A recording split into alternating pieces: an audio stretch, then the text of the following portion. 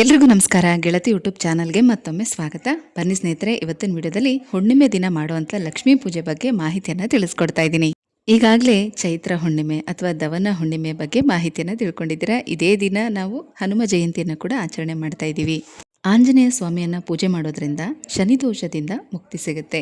ಅದೇ ರೀತಿ ಹುಣ್ಣಿಮೆ ದಿನ ಲಕ್ಷ್ಮೀ ಪೂಜೆ ಮಾಡೋದ್ರಿಂದ ಸಾಲದ ಸಮಸ್ಯೆ, ಹಣದ ಸಮಸ್ಯೆಯಿಂದ ಮುಕ್ತಿ ಸಿಗುತ್ತೆ.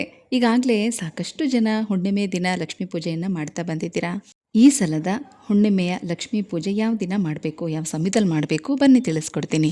ಏಪ್ರಿಲ್ 1ನೇ ತಾರೀಕು ಬೆಳಗ್ಗೆ 7 ಗಂಟೆ ನಂತರ ಹುಣ್ಣಿಮೆ ತಿಥಿ ಪ್ರಾರಂಭ ಆಗುತ್ತೆ. ಅಂದರೆ ಬುಧವಾರ ಚಂದ್ರೋದಯ ಸಮಯದಲ್ಲಿ ಹುಣ್ಣಿಮೆ ತಿಥಿ ಇರುತ್ತೆ. ಗುರುವಾರ 2ನೇ ತಾರೀಕು ಬೆಳಗ್ಗೆ ಸೂರ್ಯೋದಯದ ನಂತರ 7:40ಕ್ಕೆ ಹುಣ್ಣಿಮೆ ತಿಥಿ ಮುಕ್ತಾಯ ಆಗತ್ತೆ.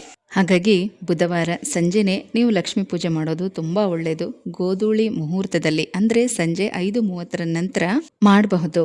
ಹಾಲಿನ ಪಾಯಸವನ್ನ ಮಾಡಿ ನೈವೇದ್ಯಕ್ಕಿಟ್ಟು ಸಿಂಪಲ್ ಆಗಿ ತುಪ್ಪದ ದೀಪಗಳನ್ನು ಹಚ್ಚಿ ಲಕ್ಷ್ಮಿಯ ಅಷ್ಟೋತ್ತರ, ಕನಕದಾರ ಸ್ತೋತ್ರ ಹೇಳ್ಕೊಂಡು ಪೂಜೆ ಮಾಡಬಹುದು.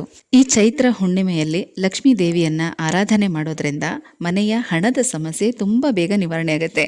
ಕೆಲವು ವಿಡಿಯೋಗಳಲ್ಲಿ ಸಾಕಷ್ಟು ಜನ ಕಮೆಂಟ್ ಮಾಡ್ತಾ ಇದ್ದೀರಲ್ವಾ, ಹಣದ ಸಮಸ್ಯೆ, ಸಾಲದ ಸಮಸ್ಯೆ ವಿಪರೀತ ಆಗಿದೆ, ಏನಾದರೂ ಒಂದು ಪೂಜೆ ಇದ್ರೆ ಹೇಳಿ ಅಂತ.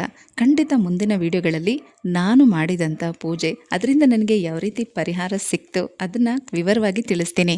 ಆದರೆ ಈ ದಿನ ಸಂಜೆ ತಪ್ಪದೇ ಈ ಕೆಲಸ ಮಾಡಲೇಬೇಕು. ಹೇಗಿದ್ರೂ ನಾಳೆ ಪೂಜೆಗೆ ಅಂತ ಪೂಜಾ ರೂಮ್ ಎಲ್ಲ ಕ್ಲೀನ್ ಮಾಡಿರ್ತೀರಾ, ಸಿದ್ಧತೆ ಮಾಡಿರ್ತೀರಾ. ಕೆಲವರು ಇವತ್ತೇ ಕಳಸ ಇಟ್ಟು ಪೂಜೆನೂ ಕೂಡ ಮಾಡಿರ್ತೀರಾ.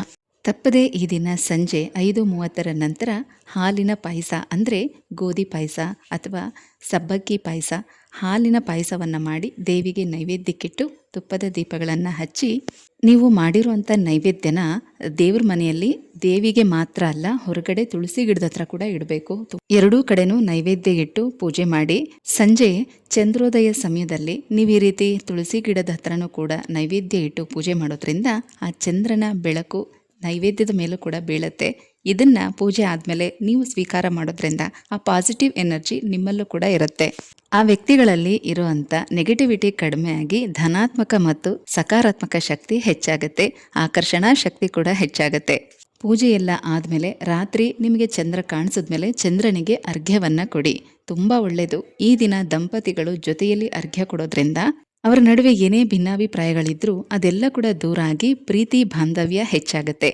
ಒಂದೇ ತಾಮ್ರದ ಚೆಂಬಲ್ಲಿ ಅಥವಾ ಬೆಳ್ಳಿ ಚೆಂಬಲ್ಲಿ ನೀರನ್ನು ತಗೊಂಡು ಅದಕ್ಕೊಂದು ಸ್ವಲ್ಪ ಅಕ್ಷತೆ ಹಾಕಿ ಹೂಗಳನ್ನು ಹಾಕಿ ಚಂದ್ರನನ್ನು ನೋಡ್ತಾ ನಮಸ್ಕಾರ ಮಾಡಿಕೊಂಡು ಓಂ ಸೋಂ ಸೋಮಾಯ ನಮಃ ಅಂತ 3 ಸಲ ಹೇಳ್ತಾ ಆ ನೀರನ್ನು ತುಳಸಿ ಗಿಡ ಅಥವಾ ಬೇರೆ ಯಾವುದೇ ಗಿಡಕ್ಕೆ ಅರ್ಪಿಸಬೇಕು. ಈ ರೀತಿ ದಂಪತಿಗಳಿಬ್ಬರು ಒಟ್ಟಿಗೆ ಅರ್ಘ್ಯವನ್ನು ಕೊಡಬೇಕು. ದೇವಿಗೆ ತುಂಬಾನೇ ಇಷ್ಟವಾದಂಥ ತಾವರೆ ಹೂವು ಅಥವಾ ಕೆಂಪು ಹೂಗಳನ್ನು ಈ ದಿನ ಪೂಜೆಗೆ ಬಳಸಬಹುದು.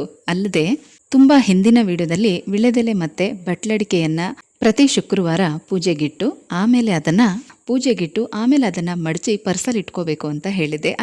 ಅದನ್ನ ಈ ದಿನ ಕೂಡ ಮಾಡಬಹುದು. ಇವತ್ತು ಸಂಜೆ ಕೂಡ ನೀವು ಇದೇ ರೀತಿ ವಿಳೆದೆಲೆ ಮತ್ತೆ ಬಟ್ಲಡಿಕೆನ ಪೂಜೆಗಿಟ್ಟು ಆಮೇಲೆ ಅದನ್ನ ಮಡಚಿ ಪರ್ಸಲ್ಲಿ ಇಟ್ಕೊಳ್ಳಿ. ತುಂಬಾ ಒಳ್ಳೆಯದು. ಇದರಿಂದ ಯಾವಾಗಲೂ ದುಡ್ಡು ನಿಮ್ಮ ಹತ್ರ ಇರುತ್ತೆ.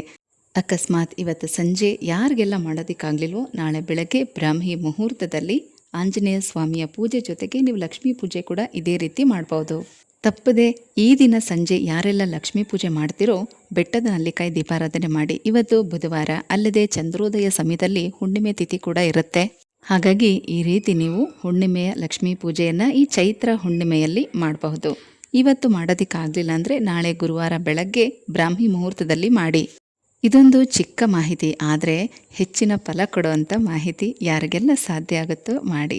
ಇನ್ನಷ್ಟು ಮಾಹಿತಿ ಜೊತೆಗೆ ಮತ್ತೆ ಸಿಗ್ತೀನಿ. ಹೋಗ್ಬರ್ಲಾ?